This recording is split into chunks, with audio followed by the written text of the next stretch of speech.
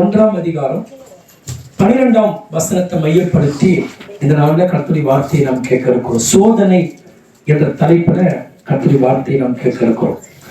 நிறைய பேருக்கு இந்த சோதனை என்ற வார்த்தை வரும்போதே கூடவே சேர்ந்து ஒரு பயமும் வந்துச்சு. இன்னுமா சோதனை, எவ்வளவு காலம் சோதனை அப்படின்ற மாதிரி ஒரு கேள்வி நமக்குள்ள எழும்ப ஆரம்பிக்கிறது. இந்த உலகத்துல மனிதன் ஆசீர்வாதத்தை விரும்புவான், ஐஸ்வர்யத்தை விரும்புவான். ஆனால் தனக்கு சோதனை வருவதை யார் ஒருவர் இந்த உலகத்தில் என்ன பண்ண மாட்டாங்க, விருப்பப்படவும் மாட்டாங்க. சோதனைகள் வரும்போது ஒரு மனிதனின் சூழ்நிலைகள் மாறிவிடுகிறது, அவன் அமைதி பாழாக்கப்படுகிறது. ஆனா வேதம் சொல்கிறது சோதனையை சகிக்கிற மனிதன் பாக்கியவான், அவன் உத்தமன் என்று விளங்கின பின்பு. அப்போ சோதனை ஏன் வருது அப்படின்னு சொன்னா, நாம் உத்தமர்களா இருக்கிறோமா இல்லையா என்பதை வேறுபடுத்தி காண்பதற்காக ஒரு பயிற்சி நமக்கு வைக்கிறார். கடவுள் பயிற்சி இருக்கிறார், நம்ம பரிசோதித்து பார்க்கிறார். நீ உத்தமனா, உத்தமமா நடக்கிற இல்லையா, நம்பிக்கைக்குரியவனா, நம்பிக்கை இல்லாதவனா என்பதை நம்ம பெறுகிற சோதனைகள் தான் நாம் யார் என்பதை நிரூபித்து காட்டுகிறது. பைபிள் சொல்லு, சோதனைகள் வரும்போது அநேகர் கடவுளுக்குள் நிலைத்திராமல் தவறி விடுகிறார்கள். ஆனா பைபிள் சொல்லு, சோதனை வரும்போது யார் ஒருவர் கடவுளோடு கூட நிலைத்திருக்கிறார்களோ அவர்கள் தான் நெருக்கத்தில் கூட கடி தந்து அவர்கள் விருத்தி ஆவார்கள் என்று வேதம் சொல்லுகிறது. அப்ப சோதனை எதற்காக வருகிறதுனா, என் உள்ளத்தில் என்ன இருக்கிறது என்பதை நான் அறிந்து கொள்வதற்காகத்தான், எனக்கு தெரியப்படுத்துவதற்காகத்தான் சில நேரங்களிலே நமக்கு சோதனைகள் வருகிறதை நாம் அறிகிறோம். வேதம் சொல்லி சோதனைகள் வரும்போது அந்த சோதனைகளை பொறுமையோடு நாம் சகிக்க வேண்டுமா? எப்படி சகிக்க வேண்டுமா? நிறைய பேருக்கு இங்கதான் அந்த பொறுமை இழந்துருவாங்க. பொறுமை இழந்து சண்டை பண்ணுவாங்க, பிரச்சனை பண்ணுவாங்க. உடனே என்ன பண்ணுவாங்க சொன்னா, வேறு விதமாய் தன் வாழ்க்கையின் முடிவை அவர்கள் தேடுவார்கள். ஆனா வேதம் சொல்லுது சோதனைகளை பொறுமையோடு சகித்துக் கொள்ள வேண்டும். நமக்கு நிறைய நேரங்கள் பொறுமை என்பது எல்லாருக்குமே மனித நேரத்துக்கு பொறுமை என்பதெல்லாம் கிடையாது. நிறைய நேரத்துல வார்த்தையில நம்ம பொறுமை இல்லாம போறோம், வாழ்கிற முறையில நம்ம பொறுமையை தவற விட்டுடுறோம். அப்போ பொறுமை என்பது அநேக நேரங்களிலே நமக்கு சில கேள்விக்குறிகளாகவே அது இருக்க ஆரம்பிக்கிறது. அப்ப ஆண்டவர் அவரை தேடுகிற தமது மக்களுக்கு பொறுமையை கற்றுக் கொடுக்க விரும்புகிறார். அப்போ பொறுமை நமக்குள் எப்பொழுது வரும்? சோதனைகள் வரும்போதுதான் நமக்குள்ள ஆண்டவர் பொறுமையும் கொடுக்க ஆரம்பிக்கிறார். இந்த சோதனைகள் நமக்கு பொறுமையை கொண்டு வருகிறதா? அப்போ சோதனைகளை வேதம் சொல்லு, பொறுமையோடு யாரெல்லாம் அதை சகித்துக் கொள்கிறார்களோ அவர்களை கடவுள் ஆசீர்வதிக்கிறார். அதாவது தனக்கு சோதனை, சோதனை என்றால் நமக்கு வரக்கூடிய துன்பம், பாடுகள், கண்ணீர், வேதனை, இதையெல்லாம் யாரெல்லாம் பொறுமையோடு அதை சகித்துக் கொள்கிறார்களோ, அப்படி சோதனைகளை பொறுமையோடு சகித்துக் கொள்ளக்கூடிய மனிதனை காலகட்டங்கள் வரும்போது கடவுள் என்ன பண்றாருன்னா, அந்த சோதனையை சகிக்கிற மனிதர்களை கடவுள் ஆசீர்வதிக்கிறார். அப்போ பைபிள் சொல்லு, சோதனைகளை மன உறுதியோடு தாங்கக்கூடியவர்கள் பேர் பெற்றவர்களாம், ஆசீர்வதிக்கப்பட்டவர்கள். நிறைய பேர் பண்ணது ஆனா மனசுல உறுதியே இருக்காது. அவங்களுக்கு மன உறுதி இல்லாதவர்களால தம் வாழ்க்கையில வரக்கூடிய எந்த சோதனைகளும் அவங்களால சகித்துக் கொள்ள முடியாது. அப்போ கர்த்தருடைய பிள்ளைகள் நம் மன உறுதியோடு நாம் இருந்து சோதனைகளை நாம் சகிக்க வேண்டும் என்று வேதம் நமக்கு கற்றுக் கொடுக்கும். நம்ம சோதனையே வேணாம் அப்படின்னு சொன்னாலும் சோதனை வரத்தான். இந்த உலகத்துல நம்ம ஓட்டத்தை முடிக்கிற வரைக்கும் நமக்கு சோதனைகள் வரத்தான் செய்யும். கவனிக்கணும், சோதனைகள் தான் நீ தகுதியானவனா, கடவுளுடைய காரியத்துல தரமா இருக்கிறாயா இல்லையா என்பதை உனக்கு வரக்கூடிய சோதனைகள் தான் நிரூபித்து காட்டுகிறது. இந்த படிக்கிற பிள்ளைகள் எக்ஸாம் ஒன்று வைக்கிறாங்க. ஏன் எக்ஸாம் வைக்கிறாங்க?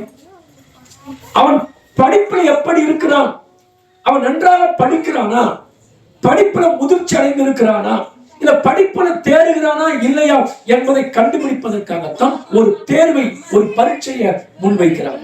அப்படித்தானே? அதே போலத்தான் நமக்கு சில நேரங்களில் சில சோதனைகள் நம்முடைய வாழ்க்கையில வருகிறது, சில விரும்பத்தகாத நிகழ்வுகள் நம்முடைய வாழ்க்கையில வருதுன்னா அது ஏன் வருதுன்னு சொன்னா, நீ தகுதியானவனா, நீ தரமா இருக்கிறியா ஆவிக்குரிய வாழ்க்கையில, இல்ல தரம் இல்லாம பலவீனமா இருக்கிறாயா என்பதை நிரூபித்து காட்டுவதற்காகத்தான் நம்முடைய வாழ்க்கையில சோதனைகள் நமக்கு உண்டாக ஆரம்பிக்கும். பைபிள் சொல்லி, சோதிக்கப்படும் போது உறுதியா இருக்கிற மனிதன் அவன் மிகுந்த பாக்கியவான் என்று சொல்லி வேதம் சொல்லுகிறது. சோதனை ஒரு மனிதனை தேறினவனாய் மாற்றுகிறது. நிறைய பேர் அவங்க சோதனை வேணாம்னு சொல்லி வெறுக்கிறோம். என் வாழ்க்கையில சோதனையே வேணாம் ஆண்டவரே அப்படின்னு சொல்லி ஜெபிக்கிற ஆட்களும் உண்டு. நம்ம எவ்வளவுதான் சோதனை வேண்டாம் என்று ஜெபித்தாலும் சோதனை இந்த உலகத்துல நமக்கு உண்டு என்பதை நாம் அறிந்து கொள்ள வேண்டும். கடவுள் ஒரு மனிதனை பொல்லாங்கினால் சோதிக்கக்கூடியவர் அல்ல. கடவுள் சோதிக்கிறவரும் அல்ல, பொல்லாங்கினால் சோதிக்கிறவரும் அல்ல. கடவுள் ஒரு மனிதன் பரீட்சை மட்டும்தான் பார்ப்பார். பரீட்சை எதுக்கு? ஒரு பிள்ளைகளுக்கு பரீட்சை வைக்கிறாங்கன்னு சொன்னா எனக்கு சோதனை காலம் அப்படின்னு சொல்ல முடியும் இல்ல. அந்த பரீட்சை அவன் முதிர்ந்தவனா இல்லையா, அவன் படிப்பின தேறினவனா இல்லையா என்பதை காட்டுவதற்காகத்தான் அந்த பரீட்சை.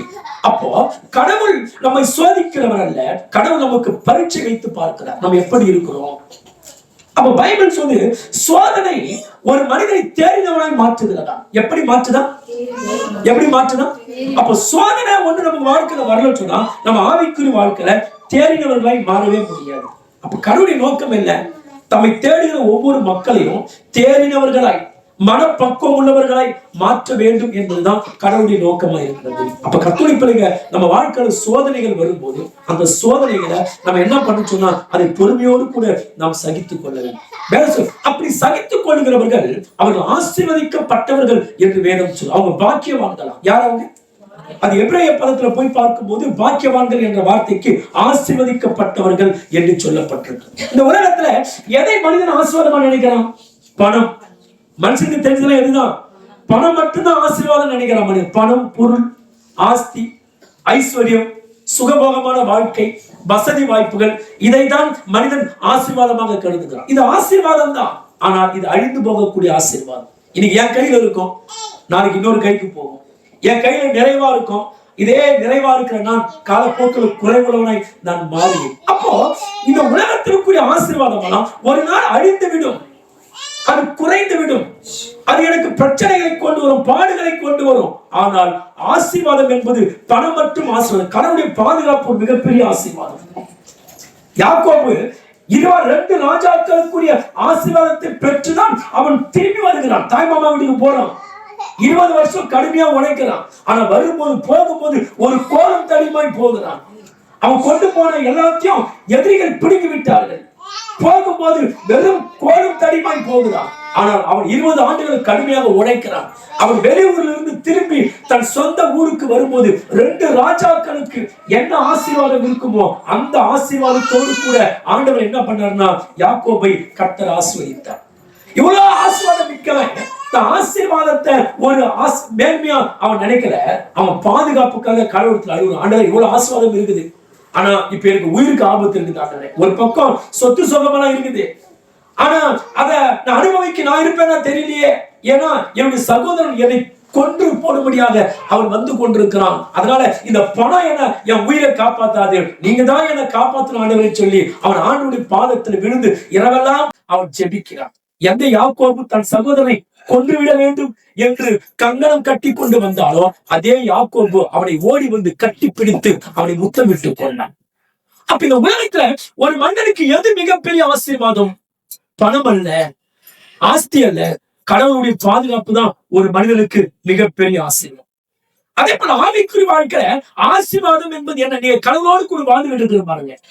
கஷ்டம் வந்தாலும் போராட்டங்கள் வந்தாலும் ஒரு மனிதன் கடவுளோடு கூட வாழ்கிறானே, கடவுளுடைய காரியத்துல அவன் செழிப்பா இருக்கிறானே, அதுதான் கடவுள் கொடுக்கிற ஆசீர்வாதம். பைபிள் சொல்லுது கர்த்தரை நம்புகிறவனோ அவன் செழிப்பான். கர்த்தரை நம்புறவன் என்ன பண்ணுவானா? யாரெல்லாம் தன்னை உண்டாக்கின கடவுளை நம்புகிறார்களோ வேதம் சொல்லி தன்னை நம்புகிற மனிதர்களை கடவுள் செழிப்பாக்குகிறார். நான் கடவுளை நம்பினேன் வறட்சியா போயிட்டேன் அப்படின்னு யாரும் சொல்லாதபடிக்கு தன்னை நம்புகிற மனிதனை அவன் வாழ்க்கை முறைகளை அவன் சந்ததிகளை செழிப்பாக்கக்கூடியவர் தான் நம்முடைய ஆண்டவராய் அவர் இருக்கிறார்.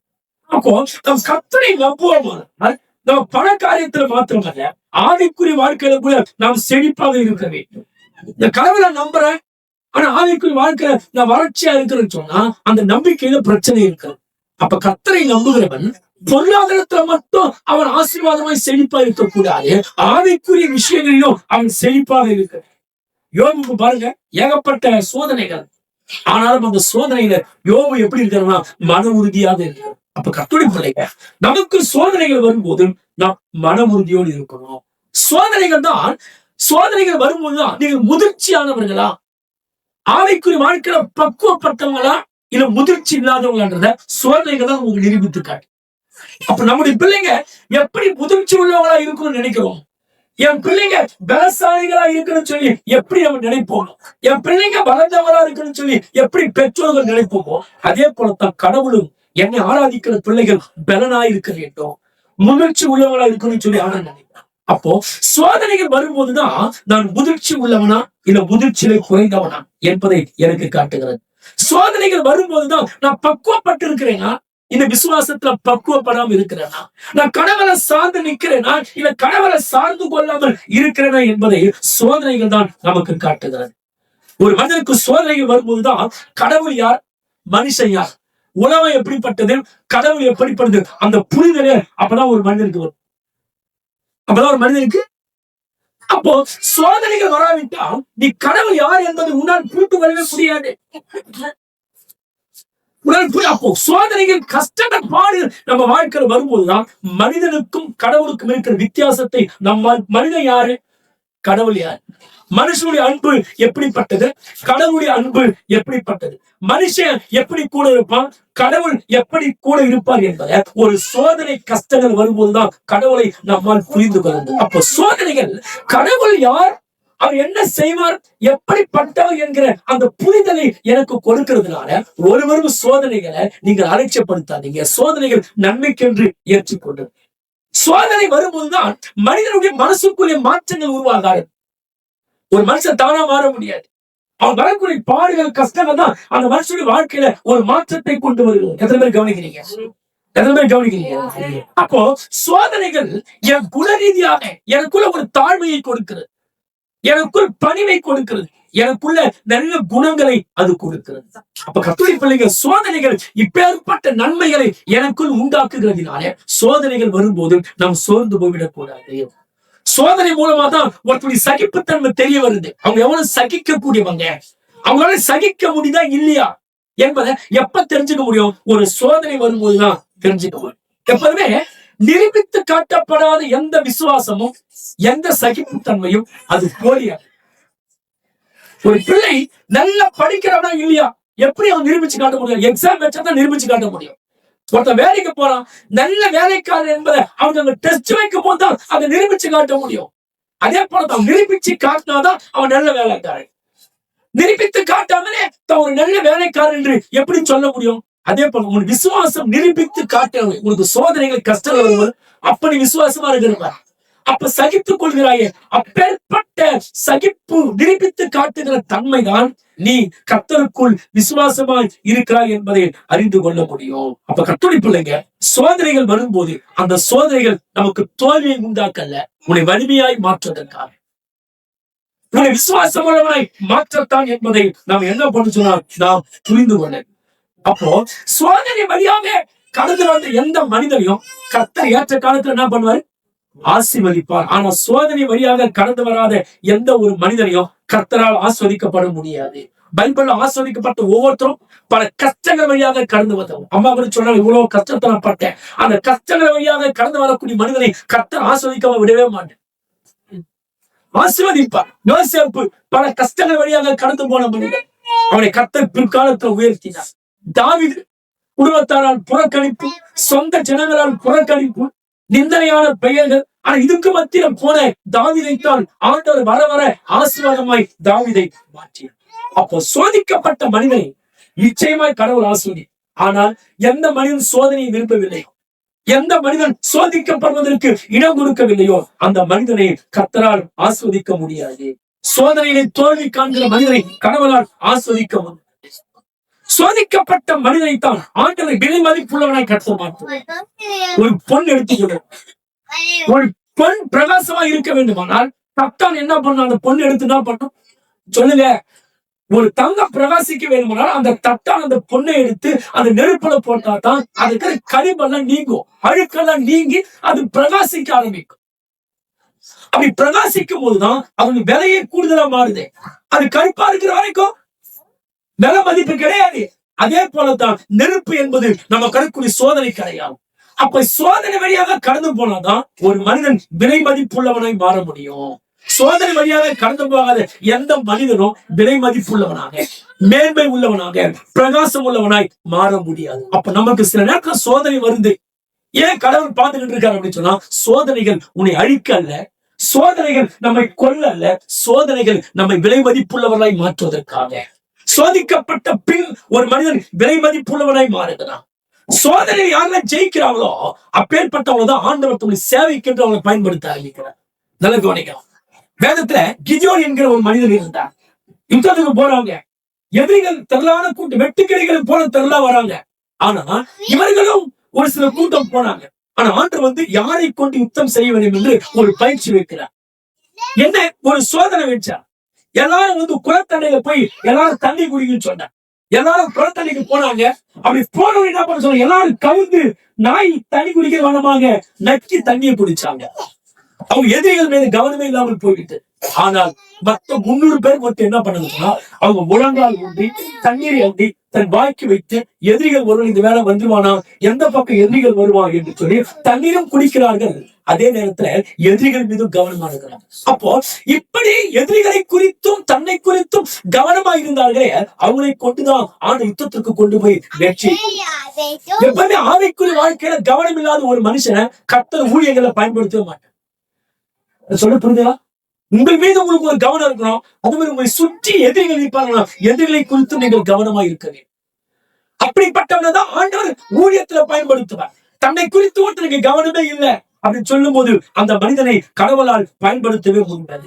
ஒருத்தர் ராணுவ களத்துல போய் பணி செய்யறான்னு வச்சுங்க, போனவனே துப்பாக்கி போட்டு சண்டை போடுன்னு சொல்லுவாங்களா? அவன் கடுமையான பயிற்சிகளை செய்ய வேண்டும். கடுமையான பயிற்சிகளை செய்யறவங்க தான் யுத்த காலத்துல துப்பாக்கி கொடுத்து யுத்த காலத்துல என்ன பண்ணுவாங்க சொல்லுங்க, அனுப்பி வைப்பான். அப்பதான் அவனால ஜெயிக்க முடியும். அதே போலத்தான் இன்னைக்கு வரக்கூடிய சோதனைகள் எல்லாம் நம்மை அழிக்க அல்ல, நம்மை கொல்ல அல்ல, நம்மளை தகுதி உள்ளவர்களாய் மாற்ற, நம்மளை வீரமிக்கவர்களாய் மாற்ற. அதனால கர்த்தருடைய பிள்ளைங்க, உங்க வாழ்க்கையில சோதனைகள் வரும்போது, நீங்க சோதனைகள் வரும்போது நீங்க சோர்ந்து போகாதீங்க, மன உறுதியா இருங்க. அந்த சோதனைகள் உங்களை அழிக்க அல்ல. நல்லா நீங்க வளர்ந்தவங்களா இருந்தா சோதனைகள் வரும்போது நீங்க அடமாட்டீங்க, நீங்க மகிழ்ச்சியா இருப்பீங்க. ஏன்னா அதுதான் நம்முடைய பைபிள் சொல்லுது. நீ முதிர்ச்சி அடைந்திருக்கிறாய் என்பதுக்கு என்ன அர்த்தம்? நீ சோதனையில அழுது கொண்டு போக.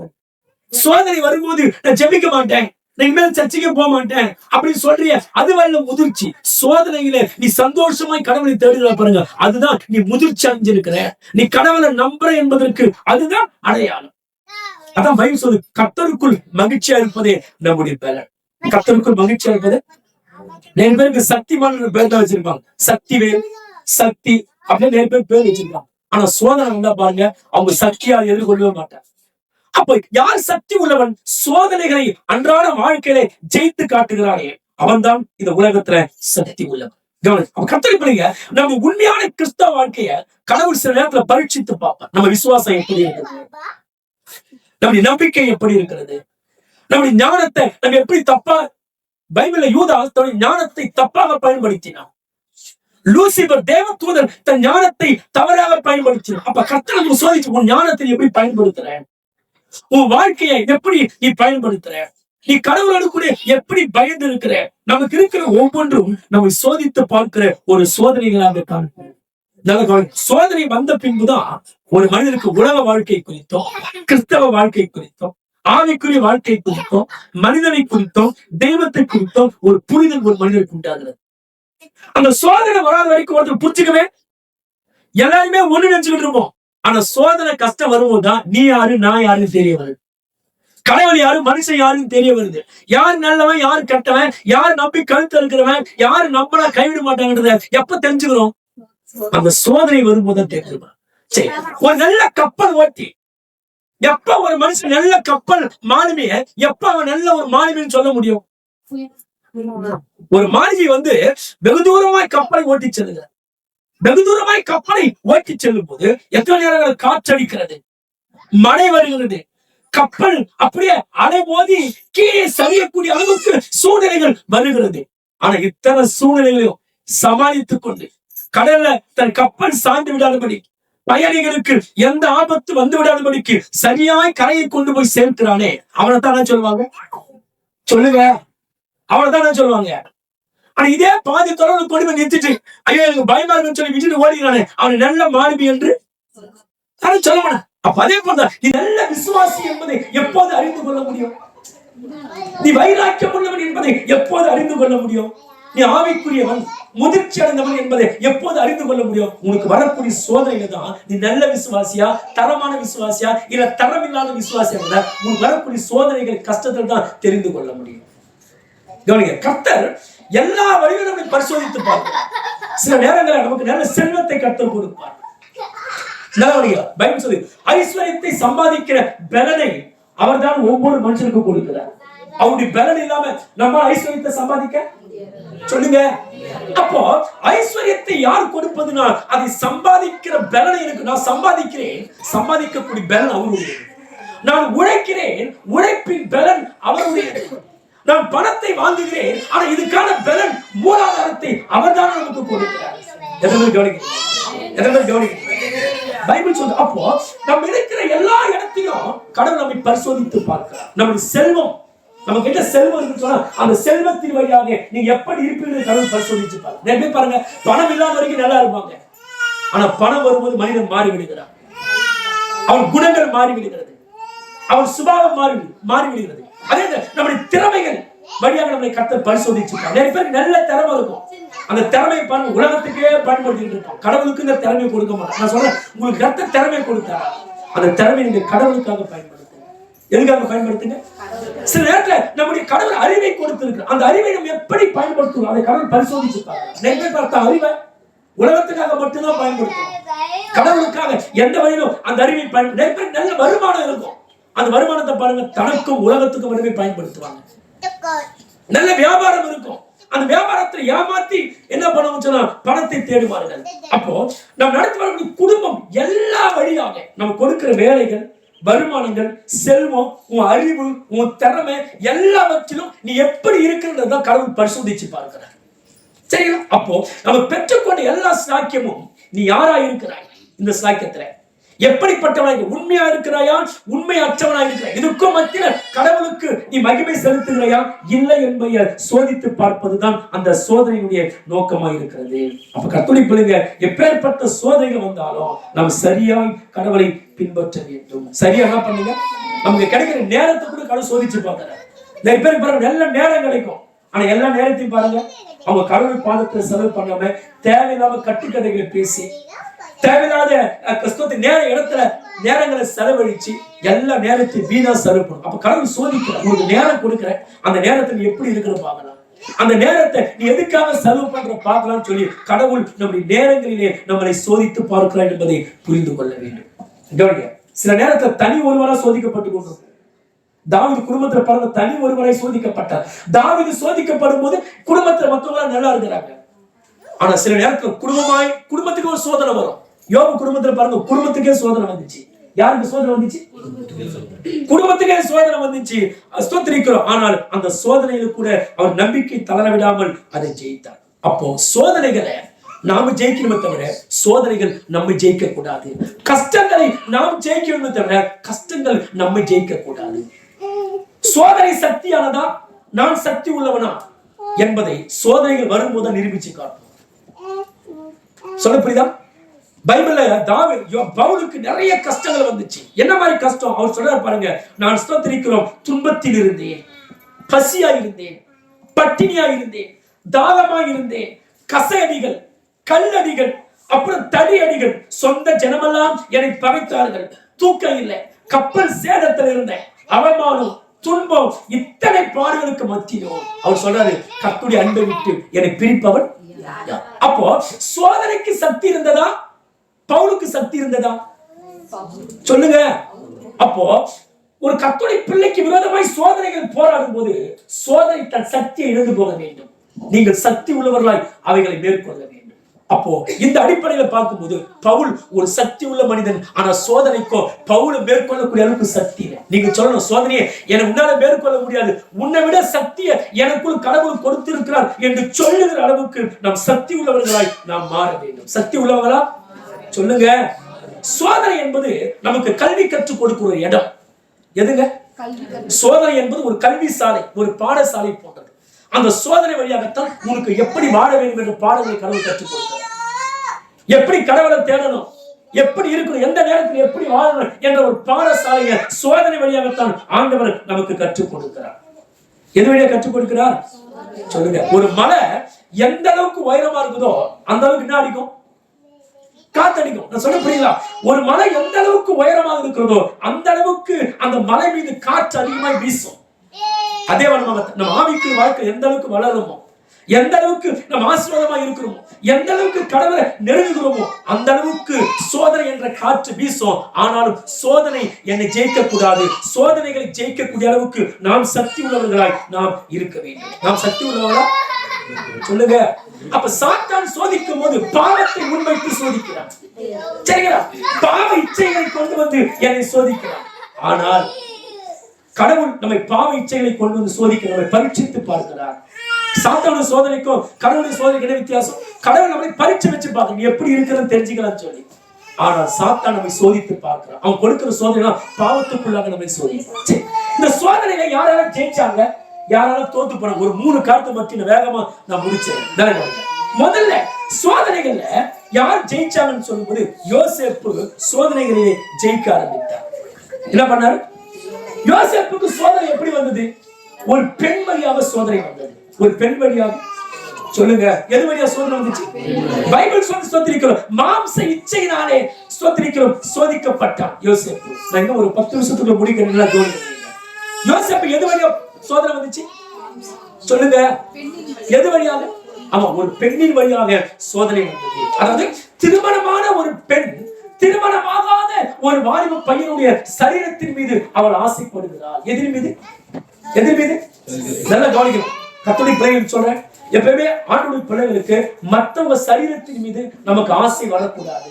ஆணா இருந்தாலும் பெண்ணா இருந்தாலும் கண்டவங்க உடம்பு மீது, அவங்க உடம்பு எவ்வளவுதான் அழகா இருந்தாலும் அலங்கோலமா இருந்தாலும் அதன் மீது ஒரு ஆணுக்கும் பெண்ணுக்கு ஆசை போகக்கூடாது.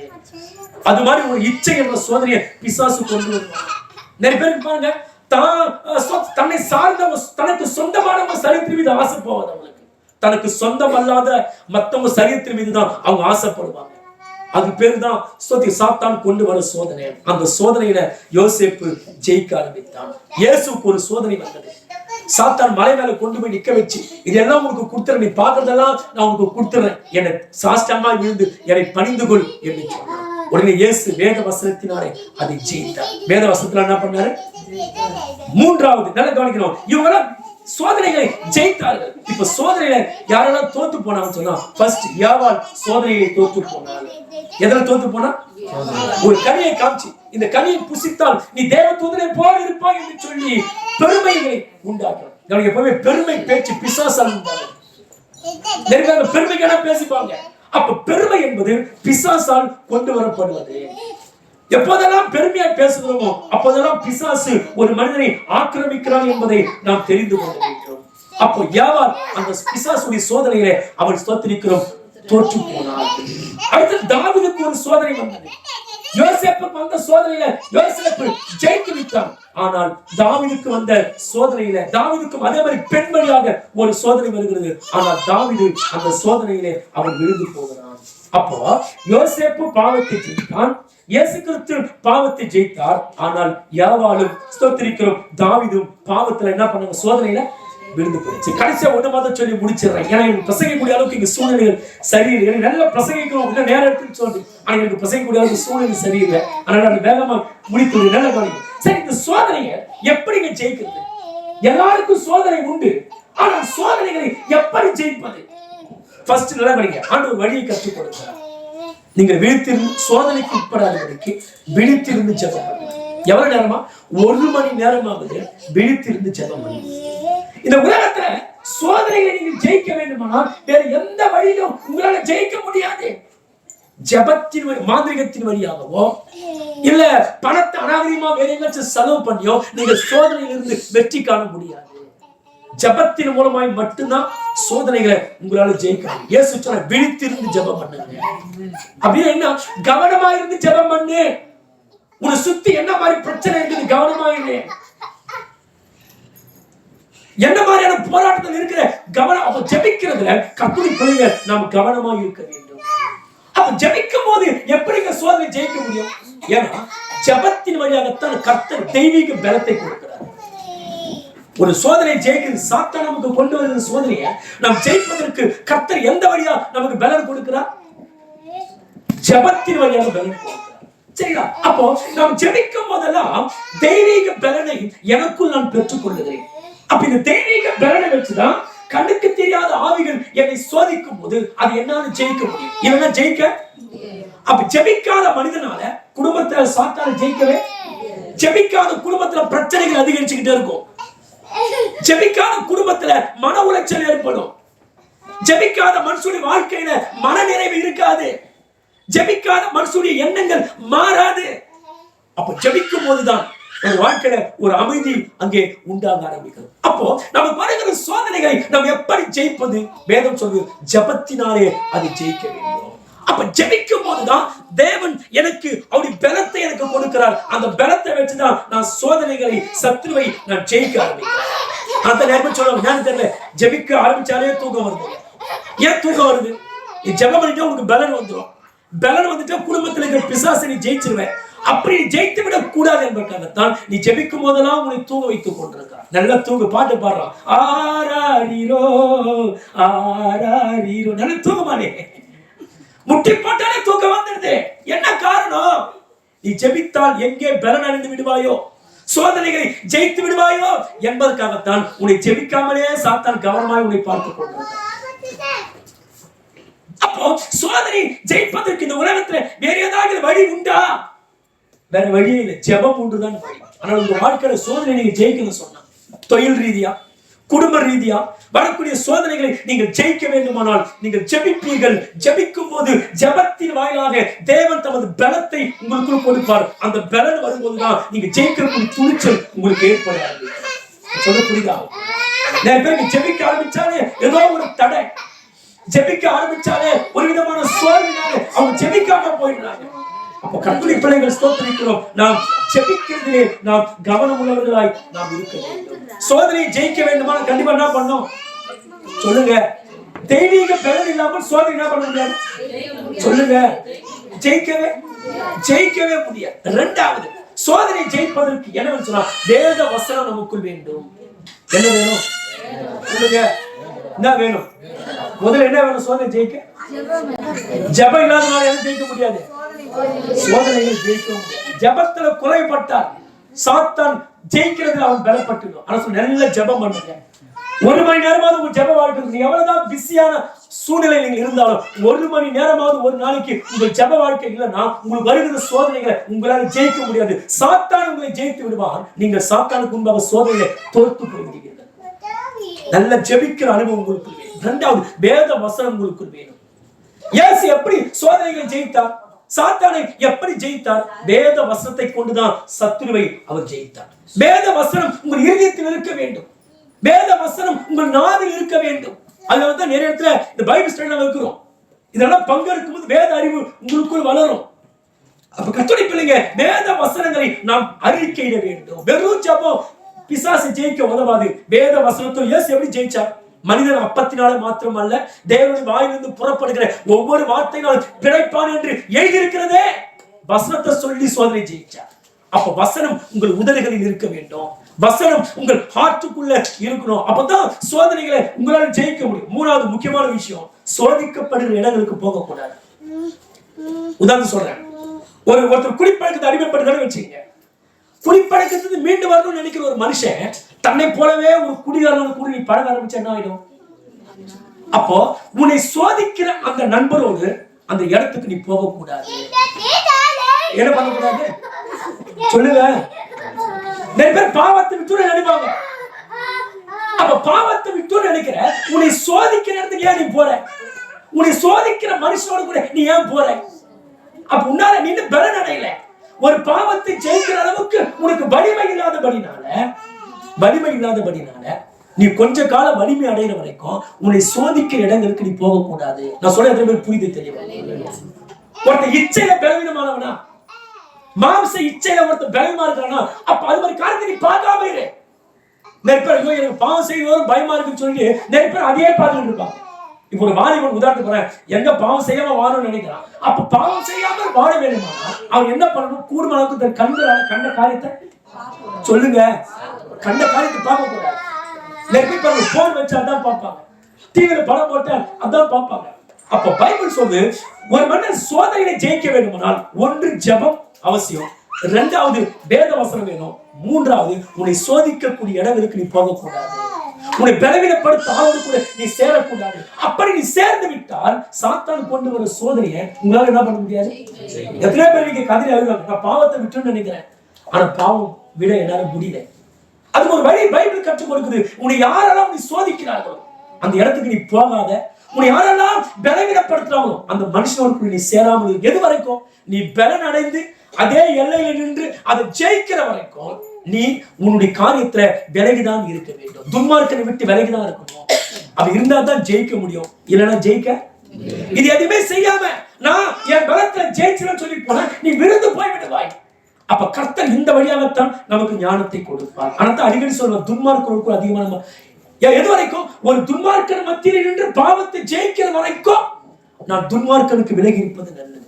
3 காரியம் சொல்ல. என்னென்ன காரியம் சொல்லுங்க பாருங்க. ஜபர்னால என்ன ஜெயிக்க முடியும்? இரண்டாவது வேத வசனம். மூணாவது சோதிக்கிற ஆளோடு கூட சோதிக்கிற இடங்களுக்கு எது வரைக்கும் போக கூடாது. நான் பலன் அடைந்து அதை ஜெயிக்க அந்த எல்லையில நின்று அந்த பாவத்தை ஜெயிக்கிற வரைக்கும் போகக்கூடாது. நான் ஒரு காலத்துல ரட்சிக்கப்பட்ட சில காரியத்தில் பலவீனமா இருந்தேன். நண்பரோடு கூட சேர்ந்தால் அந்த தவறை நான் செய்து விடுவேன். ஆனா இன்றைக்கு நான் பலப்பட்டு இருக்கிறேன். என் ஆண்டவர் பலப்படுத்தி இருக்க. எத்தனை நண்போடு கூட சேர்ந்தாலும் என்னால கெட்டு போக முடியாது. ஏன் தெரியுமா? என்னை கர்த்தர் பலப்படுத்தி இருக்கிறார். அப்போ நான் பலப்படுகிற வரைக்கும் மத்தவங்க அதான் பிள்ளைங்க சொல்றேன், நீங்க ரட்சிக்கப்பட்ட பிள்ளைங்க நீங்க கண்ணோடு கூட சேர்ந்து உங்களை கெடுத்துக் கொள்ளும். ஏன்னா உங்களுக்கு அந்த பலன் இல்லை. நெருங்க அந்த எல்லையில ஜெயிக்கிறதுக்கு பலன் இல்ல. ஒருவேளை எல்லா சோதனைகளும் விழுந்து விட்டேன், என்ன பண்றதுன்னு சொன்னா ஒரே ஒரு வழி. உன் பாவத்தை எண்ணி மன வருந்தி மனம் கசந்து, ஆண்டவரே நான் சோதனையில விழுந்து போயிட்டேன் என்னை காப்பாத்துங்கன்னு சொல்லி கதறும் போது எந்த சோதனையில விழுந்து போனாயோ அந்த சோதனை ஆண்டு தூக்கி கொண்டு வருவார். ஒருவேளை விழுந்து போய்விட்டார், சோதனை கூடுதலாக ஜெயிக்கணும். ஒருவேளை ஜெயிக்க முடியாம விழுந்து போய்விட்டால் அதுக்கு என்ன வழின்னு சொன்னா மனம் கசந்து அழ வேண்டும். எப்படி ஒரு தாவீது சோதனையில விழுந்து போய் அழுதார், ஜெபித்தார், ஆண்டவர் தூக்கி எடுத்தார். அப்ப கர்த்தருடைய சோதனையை கண்டு நாம் சோர்ந்து போகாதீங்க. சோதனை தான் உங்களை வீரமிக்கவர்களாய் மாற்றுகிறது. சோதனை தான் உங்களை தரமானவர்களாய் மாற்றுகிறது. சோதனை தான் உங்களை விலை மதிப்புள்ளவர்களாய் மாற்றக்கூடியதா இருக்கிறதுனால உங்களுக்கு வரக்கூடிய சோதனைகளை பொறுமையோடு சகிக்க, எனக்கு பொறுமையோடு சகிக்கிற அந்த இருதயத்தை எனக்கு தாரும் என்று கேளுங்கள். என்ன பண்ணுங்க? சோதனைகளை பொறுமையோடு சகிக்கிற அந்த இருதயத்தை தாங்க சொல்லி கேளுங்க. அப்படி சகித்துக் கொண்டு போகும்போது உன் சோதனையில நீ விசுவாசம் உள்ளவன் என்று நிரூபித்து விட்டார். அதன் பின்பு உன்னை கடவுள் ஆஸ்வதிக்க ஆரம்பித்தார். ஆபிரகாமை கடவுள் சோதித்தார். வேதம் சொல்லி அவன் எனக்கு பயப்படுறானா இல்லையா பார்க்கலாம். அதே மாதிரி ஆபிரகாம் ஆண்டு எந்த சிந்தையோடு அவனை பரிசோதித்தாரோ அதே போல அவன் கடவுளுக்கு பயந்தான் என்பதை நிரூபித்து காட்டு. இந்த கடவுளுக்கு பயந்தவங்க எப்பயுமே ஆண்டவர் முதலிடத்துல வைப்பாங்க வாழ்க்கையில. நீங்க கடவுளுக்கு பயந்தவங்களா இல்லையா எப்படி தெரிஞ்சுக்கிறீங்க? நீங்க கடவுளுக்கு பயந்தவங்களா இருந்தா கடவுளை உங்க வாழ்க்கையில ஃபர்ஸ்ட் இடத்துல வைப்பீங்க. நிறைய பேர் கடவுளை பின்னாடி வச்சுட்டு கண்ணவங்களை கூட முன்னாடி வச்சுக்கிட்டு இருக்கோம். இது நல்லதல்ல. கடவுளுக்கு பயந்த மனிதன் கடவுளை வாழ்க்கையை எப்போதுமே முக்கியத்துவப்படுத்துவான், கடவுளை மதிப்பான், கடவுளை தேடுவான். ஆபிரகாம் அவன் விசுவாசம் உள்ளவன், எனக்கு பயந்தவன், எனக்கு கீழ்ப்படிந்தவன் என்பதை அவன் நிரூபித்து காட்டின போது பைபிள் சொல்லு ஆண்டவர் ஆபிரகாமை ஆஸ்வதிக்க ஆரம்பித்தார். அப்போ கடவுள் எப்படி ஆஸ்வதிக்கிறாரு? உனக்கு வரக்கூடிய சோதனையை நீ தாங்கி சகித்து நான் கடவுளுக்கு பயந்தவன், நான் விசுவாசம் உள்ளவன், நான் உறுதி உள்ளவன் என்பதை நிரூபித்து காட்டுறதுக்கு பின்பு நிச்சயம் கடவுள் என்ன பண்ணுவாரு? அவன் எப்படி ஒரு ஆபிரகாமை ஆஸ்வதித்தாரோ, எப்படி ஒரு யோசேப்பை ஆஸ்வதித்தாரோ அதே போல சோதனையை சகித்து அந்த சோதனையை நிரூபணமாக்கி காட்டின மனிதனையும் கர்த்தர் நிச்சயம் என்ன பண்ணுவாரு? ஆஸ்வதிப்பார். ஒரு நீங்க இப்ப சோதனை கட்டத்துல கடந்து போய் கொண்டிருக்கலாம். சோதனையை நிரூபிக்க வேண்டிய லாஸ்ட் ஸ்டேஜ்ல நீங்க இருக்கலாம். சோதனையை பொறுமையோடு சகித்துக் கொள்ளுங்க. நீங்க நிரூபித்து காட்டின பின்பு வேதம் சொல்லி சோதனையில தன் உத்தமன் என்று காட்டினவனுக்கு வாக்குத்தத்தம் பண்ணின ஜீவகத்தை அவனுக்கு கர்த்தர் கொடுக்கிறார். அவனை கர்த்தர் ஆசீர்வதிக்கிறார். செய்தியோட தலைப்பு என்ன? எனக்கு பிரசங்கிக்கும் போது ஆழ வருது. எனக்கு ஆழ போல சொல்லுங்க. செய்தியுடைய தலைப்பு என்ன சொல்லுங்க. அதுவே பிரசங்கம் பண்றேன். சரி, சோதனை. சரி, சோதனை என்னெல்லாம் பண்ண ஒரு மனுஷன்? சோதனை அழிக்கவா நம்மளை உருவாக்கவா? உருவாக்க. சோதனை வரும்போது எப்படியெல்லாம் ஒரு மனுஷன் மாறுறான்? பலப்படுகிறான், சக்தி உள்ளவனாய் மாறுகிறான், விலை மதிப்புள்ளவனாய் மாறுகிறான். அப்போ இப்பேற்பட்ட சோதனைகள் நம்மளை மேன்மைக்கு கொண்டு போக இருக்கிறதுனால நம்ம சோதனை என்ன பண்ணணும்? பொறுமையோடு அதுக்கு சகித்து சோதனைகளை எப்படி ஜெயிக்கணும்? சொல்லுங்க, எப்படி ஜெயிக்கணும்? ஜெயிக்கிறதுக்கான வழி என்ன? வேற ஏதாச்சும் வழி இருக்குதா? போலீஸ்ல போய் கேஸ் போட்டு ஜெயிக்க முடியுமா? கோர்ட்டுக்கு போய் ஜெயிக்க முடியுமா? சண்டை போட்டு ஜெயிக்க, பணத்தை தூக்கி எறிஞ்சு பணத்தால ஜெயிக்க முடியுமா? உன் குடும்பத்துல வாழ்க்கையில வரக்கூடிய சோதனை ஜெயிக்கணும்னு சொன்னா முன்னே பொறுத்துதான் காரியம் இருக்குது. என்ன பண்ணணும்? ஜெபிக்கும் போது என்ன கிடைக்கும்? தெய்வீக பலன் எனக்கு கிடைக்கும். இந்த தெய்வீக பலன் எனக்கு கிடைச்சாதான் என்னை விட பலசாலியா இருக்கிற கண்ணுக்கு புலப்பட அது சாத்தான கிரியைகளை என்னால ஜெயிக்க முடியும். இல்லைன்னா என்னால ஜெயிக்கவே முடியாது. அப்போ ஜெபிக்கும் போது உங்களுக்கு பலன் கிடைக்கிறது. ஆனா தயவுசெய்து ஜெபத்தை நிறுத்தாரு. நீ எவ்வளவு சோர்வு, எனக்காக பொண்டாடி ஜெபிக்கிறான், அவன் பலப்படுவான், நீ பலப்படுவியா? எனக்காக எங்க பெற்றோர் ஜெபிக்கிறாங்க, அவங்க பலப்படுவாங்க, நீ பலப்படுவியா? ஜெபிக்கிறவன் தான் பலப்படுவான், ஜெபிக்காதவன் பலவீனப்படுவான். ஜெபிக்காதவன் சாத்தானுக்கு முன்பாக மண்டிட்டு ஏதாச்சும் ஒரு பண்ணிட்டு போட நான் சரணாகதி ஆயிடுறேன். ஆனா கர்த்தருக்கு நல்ல ஜெபம் பண்ணுங்க. இந்த புது வருஷத்துல உங்க ஜெப வாழ்க்கை பெருகட்டும். இரண்டாவது வேத வசனத்தை அறிக்கை பண்ணி ஜெபம் பண்ணுங்க. வேத வசனம் உங்க இதயத்துல இருக்கணும். உலகத்துல அடிக்கடி கஷ்டம் வரும்போதெல்லாம் அறிக்கை பண்ணி விசுவாசத்துல மேற்கொள்ளுங்க. அடுத்தது சொல்லுங்க. சோதிக்கப்படும் இடங்களுக்கு எங்க போனா பாவத்துல விழுந்துருவேனோ அந்த இடத்துக்கு எதை தொட்டா நான் கெட்டுவேணும், அது தொடாம எனக்கு தைரியத்துல தொட்டா விழுந்து போயிடுவேன். சரிங்களா?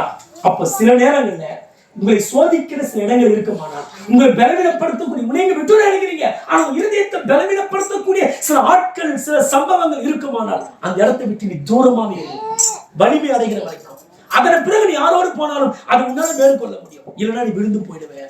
இதுதான் கர்த்தர் நமக்கு கற்றுக் கொடுக்க. இல்லைன்னா வேற வழியே. சரி, ஒருவேளை சோதனை விழுந்து போய்விட்டால் என்ன பண்ணுவது? என்ன பண்றது? கண்ணீர் விட்டாரு. அதுக்காக கண்ணீர் விட்டு அழுது ஜெபம் பண்ணும்போது நீ எந்த சோதனை விழுந்து போனாயோ அது உனக்கு கர்த்தர் தூக்கி எடுத்து உன்னை விழாதபடிக்கு கர்த்தர் நிலைநிறுத்துவார்.